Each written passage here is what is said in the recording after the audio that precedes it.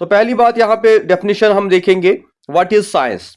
Science is a systematic study of physical and natural world through observation, experimentation and evidence to understand how the universe works। तो science एक ऐसी stream है जिसके अंदर हम इस यूनिवर्स के बारे में जो फिजिकल और नेचुरल थिंग्स है, जो ऑब्जर्वेशन होता है, जो एक्सपेरिमेंट्स हम करते हैं, जो एविडेंस हम गेन करते हैं। तो अक्सर हम बोलते हैं कि साइंस में जब हम बात करते हैं नेचुरल साइंसेस की बात होती है। नेचुरल साइंसेस के हमारे पास जो है जिसमें फिजिक्स, केमिस्ट्री, जूलॉजी, बॉटनी आती है, और दूसरा होता है सोशल साइंस जो ऑलरेडी हमने डिस्कस किया।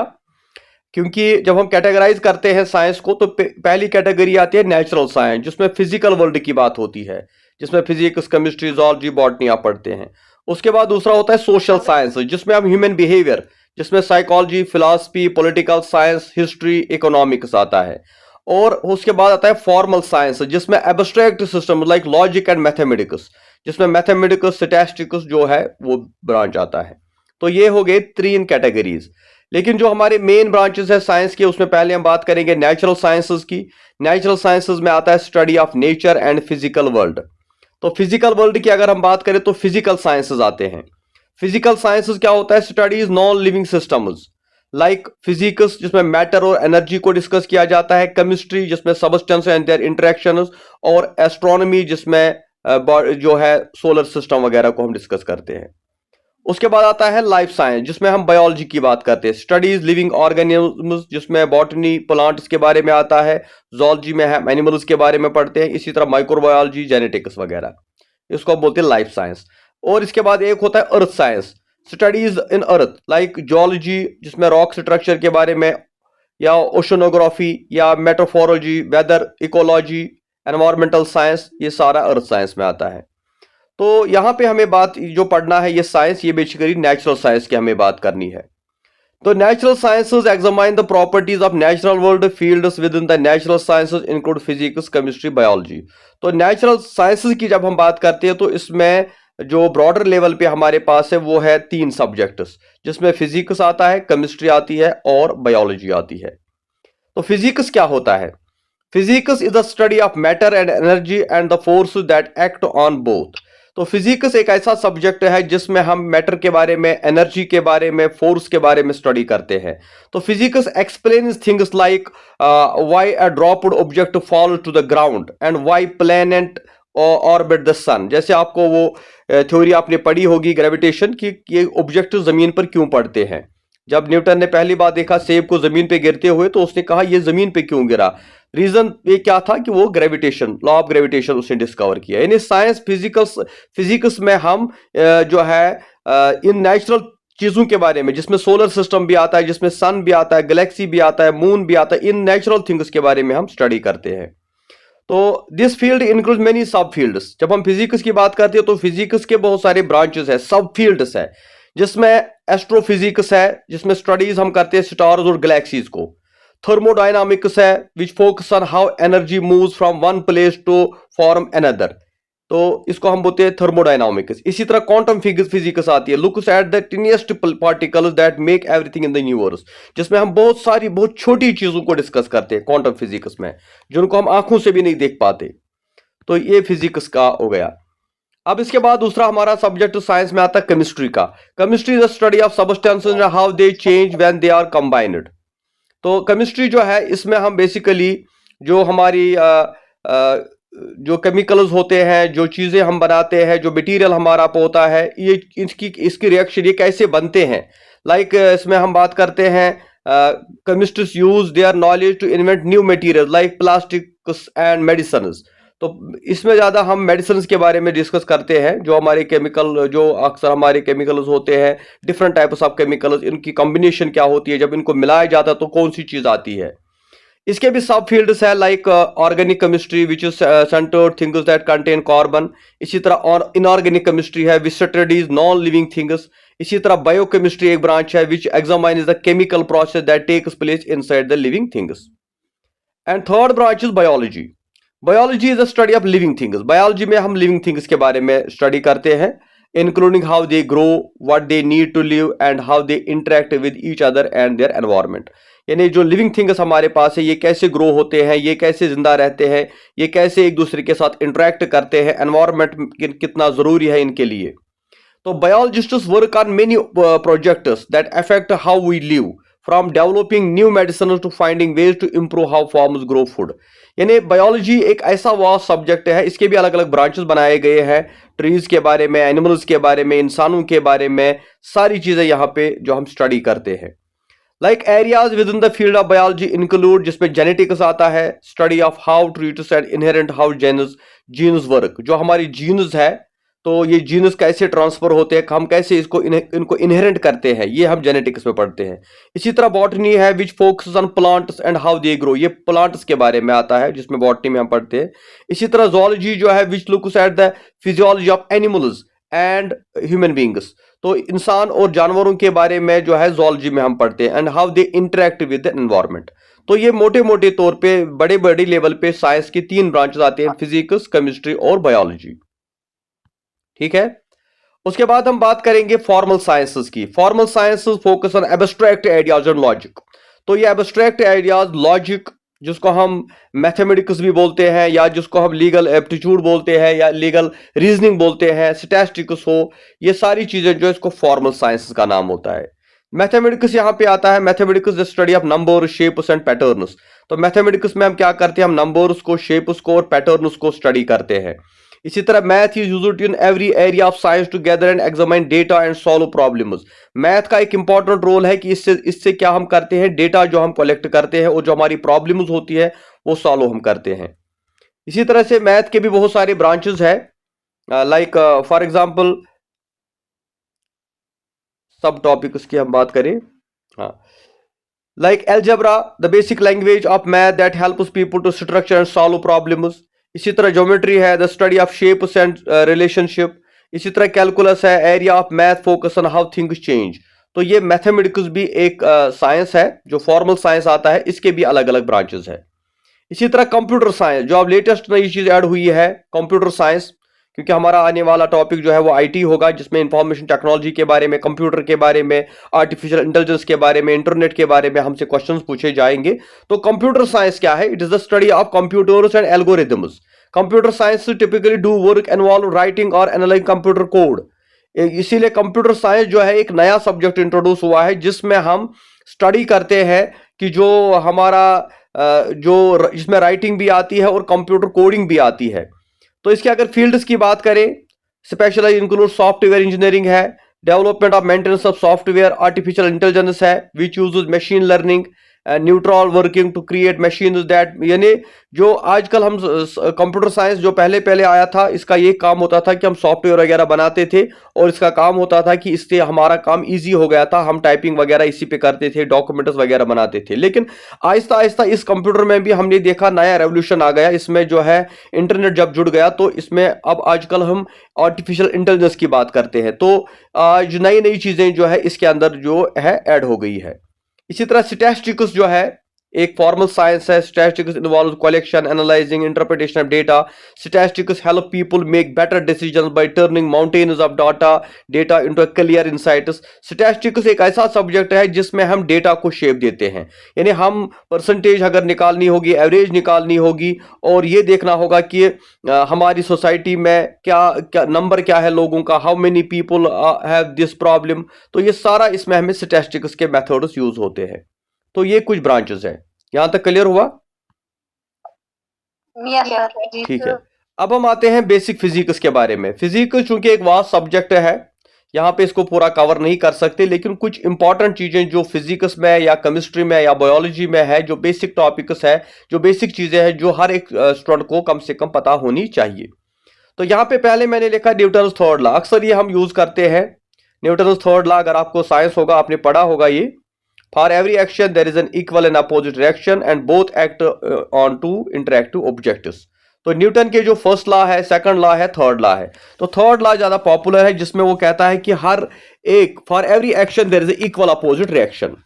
ये जो न्यूटन का थर्ड लॉ यूज होता है, ये रॉकेट में यूज होता है। Rocket is a popular principle of Newton third law. तो रॉकेट जो है, रॉकेट के अंदर जो टेक्नोलॉजी यूज होती है वो न्यूटन थर्ड लॉ के अंदर ही यूज की जाती है। ये एक बेसिक चीज है। इसी तरह कुछ इंस्ट्रूमेंट्स होते हैं जो हम फिजिक्स में यूज करते हैं, या कुछ टर्म्स हम यूज करते हैं लाइक थर्मोमीटर्स। तो थर्मोमीटर्स क्या होता है? The instrument is used to measure temperature of a body is called thermometer. Body के टेम्परेचर को जो चीज मेजर करती है उसको हम थर्मोमीटर बोलते हैं। ये थर्मोमीटर क्या था? Thermometer was developed Galileo. एक इंपॉर्टेंट बात, थर्मोमीटर जो है इसको गैलीलियो ने जो है डेवलप किया है। Who found that the gases expand on heating.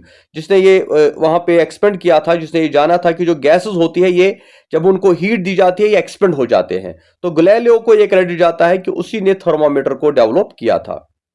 उसके बाद थर्मोडायनामिक्स। तो थर्मोडायनामिक्स क्या होता है? The branch of physics which deals with the study of relation of heat energy with different types of energy is called thermodynamics.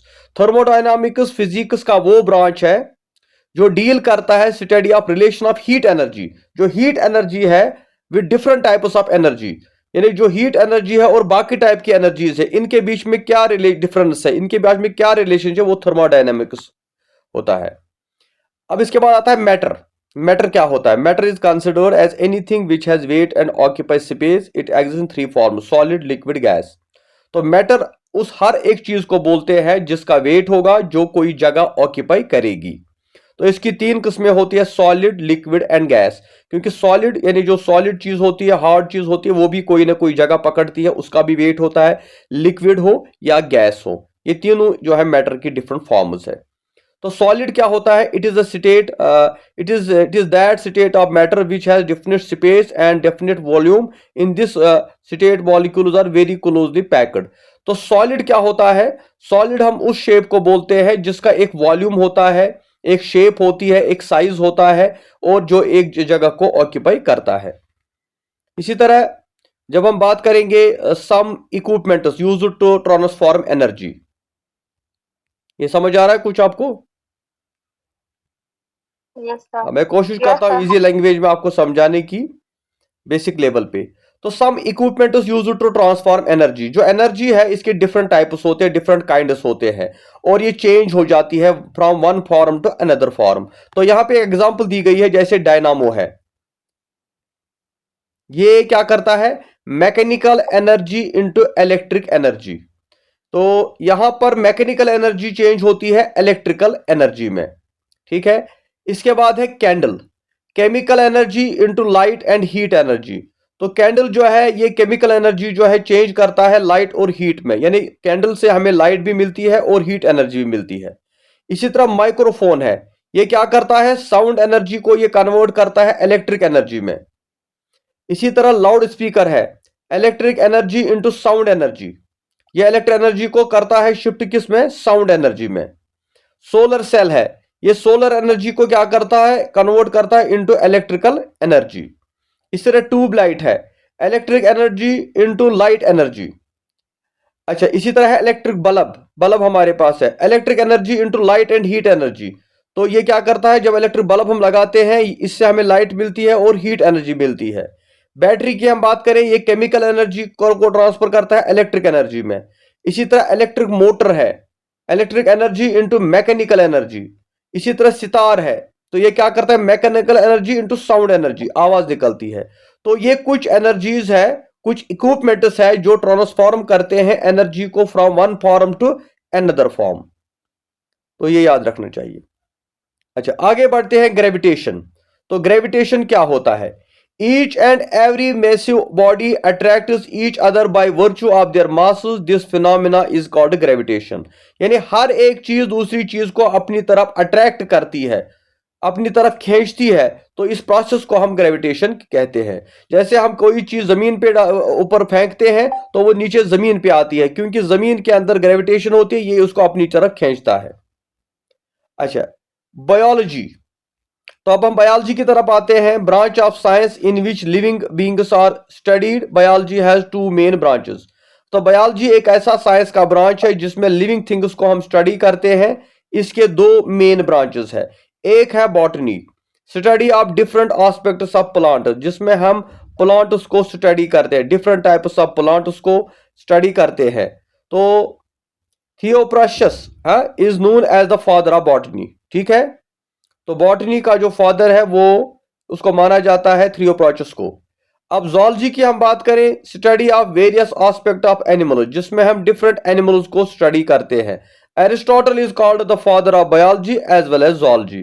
Aristotle को असल में हम बायोलॉजी और zoology के जो है फादर माने जाते हैं। आगे बढ़ते हैं, important terms of biology. Biology में बहुत इंपॉर्टेंट टर्म्स है जिनके बारे में अक्सर पूछा जाता है, जैसे एनाटॉमी। तो एनाटॉमी क्या होता है? Study of internal structure of organism. Anatomy का मतलब होता है इसमें हम किसी भी ऑर्गेनिज्म के इंटरनल स्ट्रक्चर को स्टडी करते हैं, यानी अंदरूनी हालात को हम जानते हैं। अच्छा, agrology, soil science dealing specially with production of crop. तो एग्रोलॉजी जो है एक ऐसा साइंस है जो प्रोडक्शन ऑफ क्रॉप के साथ रिलेटेड, कि क्रॉप की प्रोडक्शन कैसे होती है। अच्छा, apiculture, rearing of honey bee for Honey. तो एपीकल्चर में हम क्या करते हैं कि ये जो होती है हनी, ये कैसे तैयार की जाती है। Anthropology, study of origin, development and relationship between the culture of past and present humans. आज के इंसान और पुराने जमाने के इंसान के बीच में कौन सी सिमिलरिटीज थी और इसका ओरिजिन कैसे हुआ, जैसे डार्विन की थ्योरी वगैरह। तो वो सारा एंथ्रोपोलॉजी में हम स्टडी करते हैं। इसी तरह है बायोमेडिकल इंजीनियरिंग। तो बायोमेडिकल इंजीनियरिंग क्या होता है? Production and designing of spare parts for man, overcoming various defects in man, artificial limbs, iron lung, यानी जो पीस मेकर, जो एक इंसान की बॉडी में आर्टिफिशियल चीजें लगाई जाती है, तो वो बायोमेडिकल इंजीनियरिंग होती है। यानी एक इंसान की बॉडी में जो है नई चीजें, आर्टिफिशियल चीजों को इंट्रोड्यूस किया जाता है। इसी तरह biotechnology, technology connected with living beings for willful manipulation और मॉलिक्यूलर लेवल। यानी बायोटेक्नोलॉजी, टेक्नोलॉजी यानी बायोलॉजी में टेक्नोलॉजी का एक यूज होता है। अच्छा, कार्डियोलॉजी, कार्डियोलॉजी यानी कार्डियोलॉजिस्ट भी हम बोलते हैं, डॉक्टर जिसको होता है, वो स्टडी ऑफ हार्ट करता है, हार्ट का डॉक्टर। तो कार्डियोलॉजी में हम स्टडी ऑफ हार्ट करते हैं। कुलून, क्लोनिंग होती है। Clones are genetically identical individuals in a population. यानी क्लोनिंग का मतलब क्या होता है कि जो एक ही शक्ल के या एक ही जीन, एक ही कैटेगरी के जो है इंसान या जानवरों को जो है पैदा किया जाता है, उसको क्लोनिंग बोलते हैं। यहां तक क्लियर हुआ? Yes sir. चलिए। अच्छा, डर्मेटोलॉजी, डर्मेटोलॉजी क्या होता है? Study of skin. डर्मेटोलॉजिस्ट बोलते हैं उस डॉक्टर को जो स्किन का डॉक्टर होता है। इसी तरह embryology, embryology is the study of fertilization and development. यानी एम्ब्रोलॉजी जो है ये फर्टिलाइजेशन की बात करता है। अच्छा, genetics, study of variation and transmission of characters from parents to their young ones. यानी जो जेनेटिक्स होती है, यानी पेरेंट्स से जो अपने बच्चों के अंदर जो जीन ट्रांसफर होती है, उसको जेनेटिक्स बोलते हैं। उस चीज को स्टडी करना। अच्छा, gynaecology, study of female reproductive organ, females के बारे में जो स्टडी करना। इसी तरह gastroenterology, study of alimentary canal और stomach intestine and their diseases. तो गैस्ट्रोलॉजी यानी जो हमारे स्टोमिक इंटेस्टाइन जो है इन डिजीज को स्टडी करता है। अच्छा, neurology, study of nervous system, जो हमारा नर्वस सिस्टम है उसको स्टडी करता है, न्यूरोलॉजिस्ट बोलते हैं। नैनोटोलॉजी, स्टडी ऑफ न्यूबॉर्न, नए बच्चों को, न्यूबॉर्न जो होते हैं उनको स्टडी करना। Nephrology, study of kidneys, kidney का doctor, nephrologist. Oncology, study of cancer and tumours, जो ऑन्कोलॉजिस्ट होते हैं वो कैंसर के बारे में रिसर्च करते हैं, या इस स्टडी को हम ऑन्कोलॉजी बोलते हैं। ऑप्थेल्मोलॉजी, स्टडी ऑफ आईज है। इसी तरह ऑर्थोपेडिक्स, खुदा ना करे किसी का कुछ टूट जाए, डायग्नोसिस रिपेयर ऑफ डिसऑर्डर्स। तो ये अलग अलग डिफरेंट टर्म्स है जो हम बायोलॉजी के अंदर यूज करते हैं। यहां तक क्लियर हुआ? जी सर। अच्छा, सेल, ठीक है। तो जैसे सेल की यहाँ पे डेफिनेशन दी है, it is the basic structure unit of life, cells were first discovered by Robert Hooke. Cell जो है ये बेसिक स्ट्रक्चर है। हमारी जो लाइफ है, इंसान की जो बॉडी है, इसका जो बेसिक स्ट्रक्चर है वो एक सेल होता है। यानी हमारी जो पूरी बॉडी है ये सेल से बनी होती है, छोटे छोटे हजारों हजारों लाखों सेल से बनी होती है। और इसको डिस्कवर किया था रॉबर्ट हुक ने, ठीक है। तो the smallest cell is 0.1 to 0.5 micrometre in bacteria. तो या लार्जेस्ट सेल जो है वो 170 मिलीमीटर से 130 के बीच में है, जिसमें हम कहते हैं कि ऑस्ट्रिच का एग जो है ये बड़ी सेल माना जाता है। ठीक है, ठीक है। अब इसके बाद हम आगे बढ़ते हैं। हाँ सर, पी या फिर क्या पता है स्मॉलेस्ट सेल कौन सी है? The smallest cell is 0.1 to 0.5 micrometre in bacteria.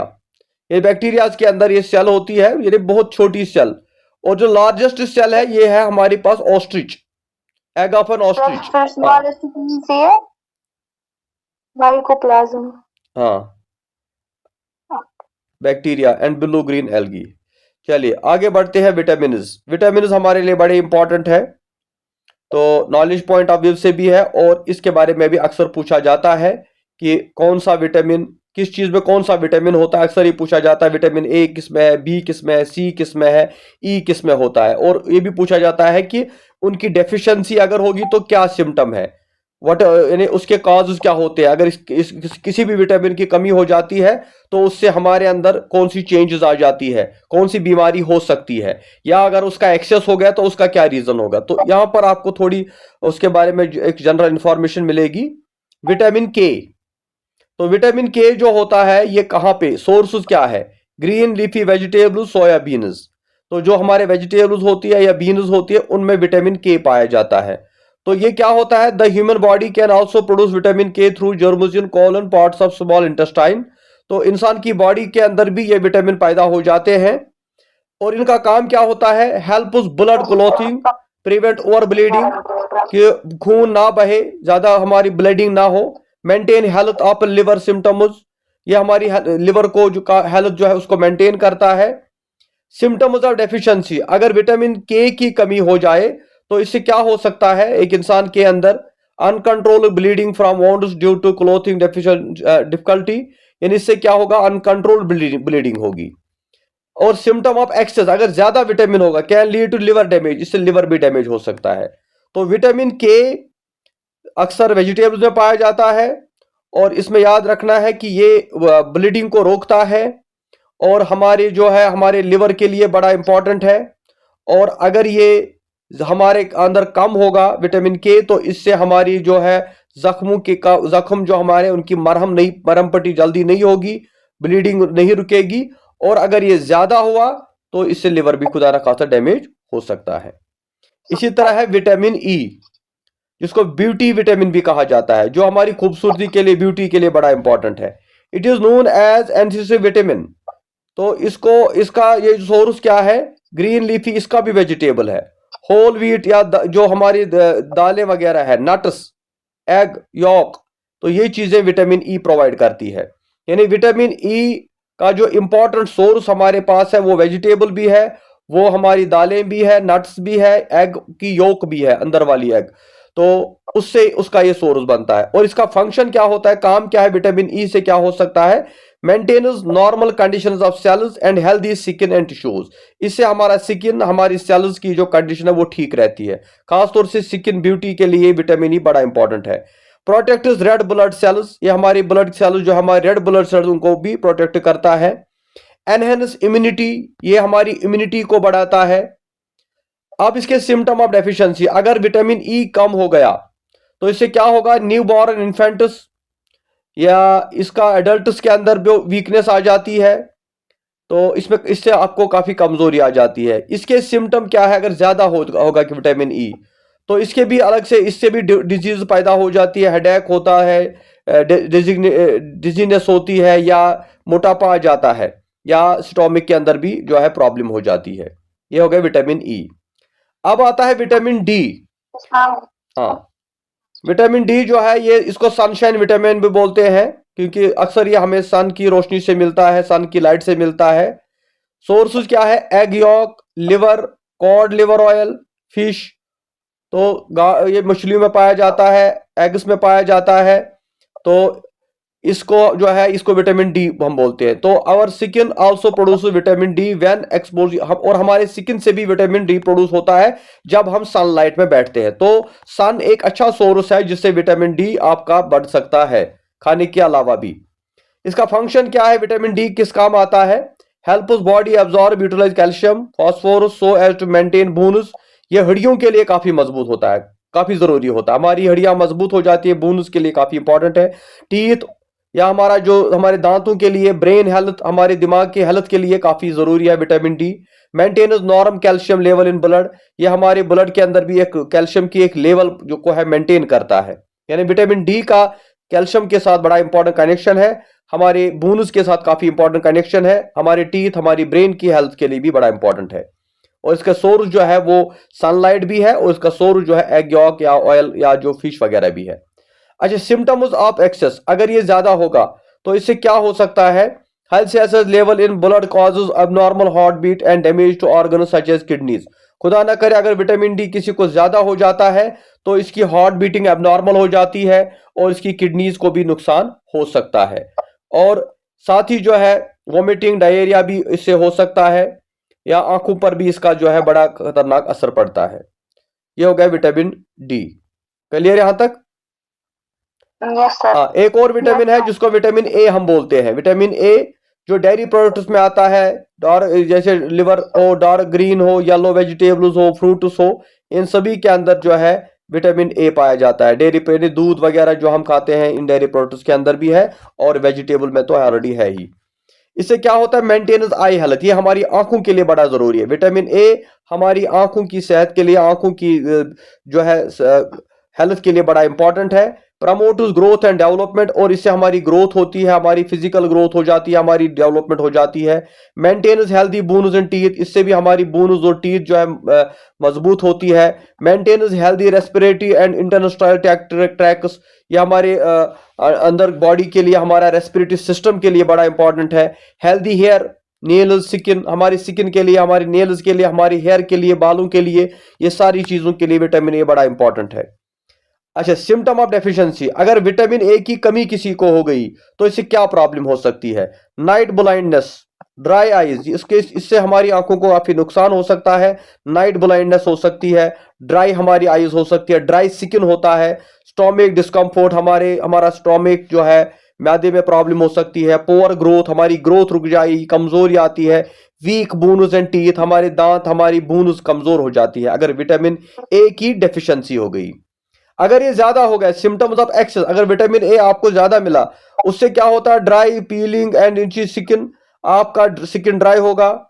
इससे हेयर लॉस भी हो सकता है, इसका एक सिम्टम है। अगर विटामिन ए ज्यादा हो, हेयर लॉस भी होगा। पुअर एपिटाइट, भूख नहीं लगेगी, आपका मोटापा निकलेगा, वोमिटिंग होगी। इसी तरह लिवर को नुकसान हो सकता है, सर दर्द, हेडेक भी हो सकता है, बोन पेन, नर्वस ये चीजें भी हो सकती है। तो ये जो विटामिन है इनका अलग अलग काम है। इससे कुछ फायदे, अगर इनका नॉर्मल बैलेंस रहेगा, इससे हमें फायदे भी बहुत सारे होंगे। इनकी डेफिशिएंसी से नुकसान होगा, इनकी एक्सेस, हर एक चीज को बैलेंस में लेना है। कहते हैं ना, excess of everything is bad. Vitamin A हो, बी हो, डी हो, हर एक चीज को नॉर्मल सिचुएशन में लेना चाहिए, और ये देखना चाहिए कि किस फूड से हमें कौन सा विटामिन मिलता है। ठीक है, चलिए यहां तक आज हम Yes, sir.